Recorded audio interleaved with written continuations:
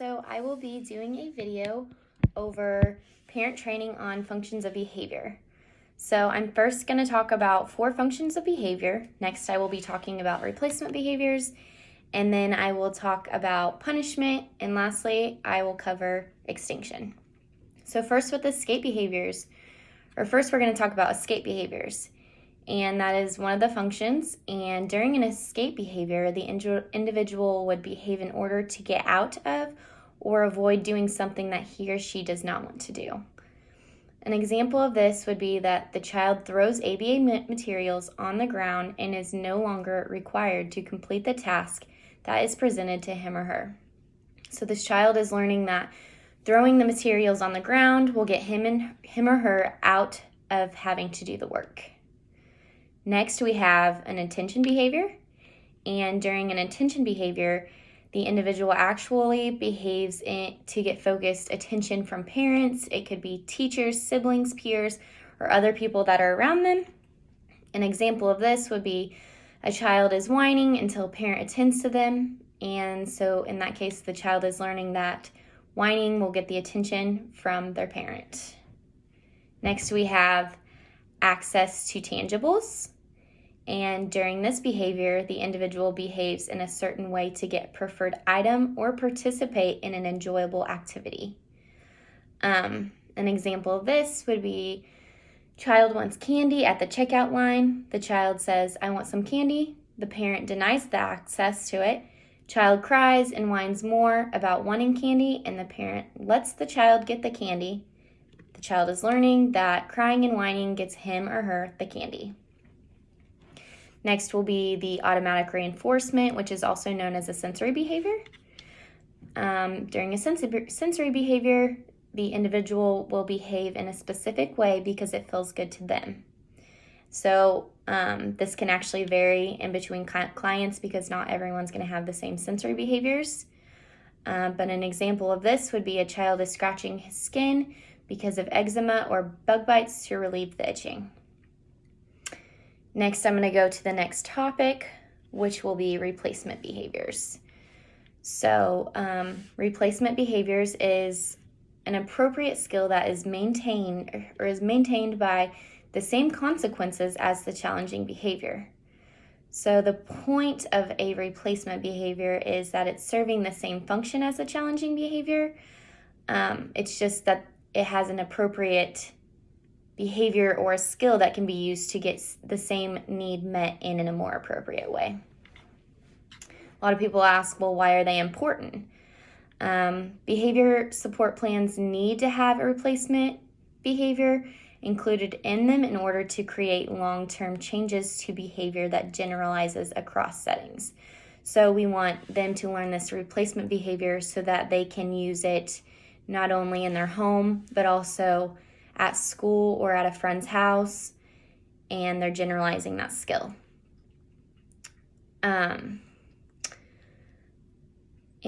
next I will be talking about choosing a replacement behavior. So the number one thing that is really important when you're choosing a replacement behavior is the function.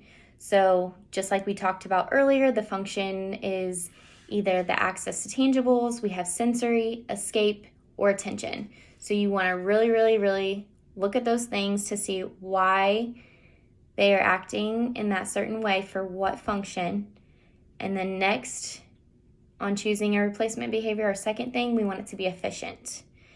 We want it to be easy to learn, we want it to be fast to learn, and we also want it to be reliable. Next, I'm going to discuss punishment. So punishment is one of those words that kind of has a negative connotation in the real world, but in the world of ABA, it actually has just one meaning, and that is to decrease behavior. In a 3-term contingency, which would be antecedent behavior consequence, the antecedent meaning what happens before the behavior would be that is the behavior, what they're doing, and then the consequence would be what is happening after the behavior. So with that, the consequence actually delivered would decrease the future probability of the behavior occurring. Punishment is basically the opposite of reinforcement. However, just like reinforcement, there are two types of punishments, which is the negative and the positive punishments. And so the positive punishment is a type of punishment that occurs when a stimulus is added after the behavior that decreases the likelihood of the behavior occurring again in the future. So a good example of this would be after coming home late for curfew, Jamie's dad spends 2 hours lecturing her. If Jamie doesn't miss her curfew again because she hates to be lectured to, then this is a positive punishment at work. However, if Jamie continues to miss curfew, her dad's lecturing actually increases her behavior and is not punishment at all. So in that instance, if it's increasing her behavior, then that would be reinforcing to her. Next, I'll talk about the negative punishment. And so this is a type of punishment that occurs when a stimulus is taken away after the behavior and it decreases the likelihood of the behavior occurring again in the future. So for the same example, we're going to have Jamie comes home late for curfew. Her dad takes her keys and she doesn't get them again for 2 weeks. Jamie doesn't miss curfew again ever. Taking the keys away, which is the negative part, and Jamie not missing curfew again serves as the negative punishment. Jamie's dad effectively eliminated Jamie missing curfew through using negative punishment. And lastly, I'm going to explain extinction. So extinction is a behavioral term that basically means to determine the function cause of the behavior and then to terminate access to the function in order to extinguish the behavior. You determine what reinforcement for the behavior is and then you withhold it. So some examples of this would be screaming. So your client screams in the car every time because they want you to turn the radio on. What you used to do is you used to plead them to stop screaming. Now you give absolutely no response to screaming. So you're basically just going to ignore the entire behavior to see if that decreases the likelihood of it occurring. Another example would be crying or tantrums. So your client tantrums at restaurants when she is ready to go home.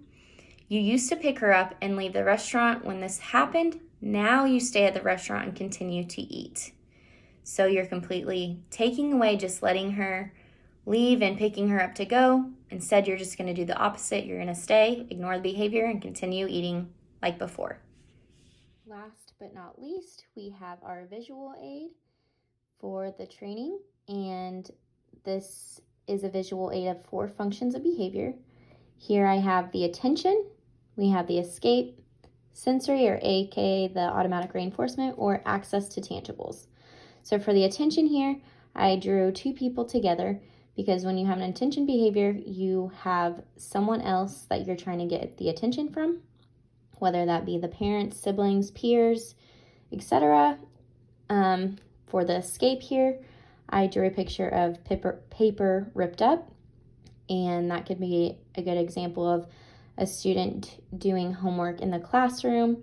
They don't want to do the homework, so they rip up the paper, so they're getting out of the homework activity. Next, we have access to tangibles, which here I drew a phone, and a lot of our clients seem to be really into technological things. So phones, if you're not giving them access to the iPhone, that could serve as a function of behavior. And then lastly, we have the sensory or the automatic reinforcement. So here I drew a picture of a flower that gives off a really strong smell, and with knowing before, each client has different sensory behaviors. So if a client doesn't like the smell of that and it's really, really strong, they could cry or scream because they do not like the strong smell that the flower is giving off. And that concludes the last portion of the training. I hope you enjoyed.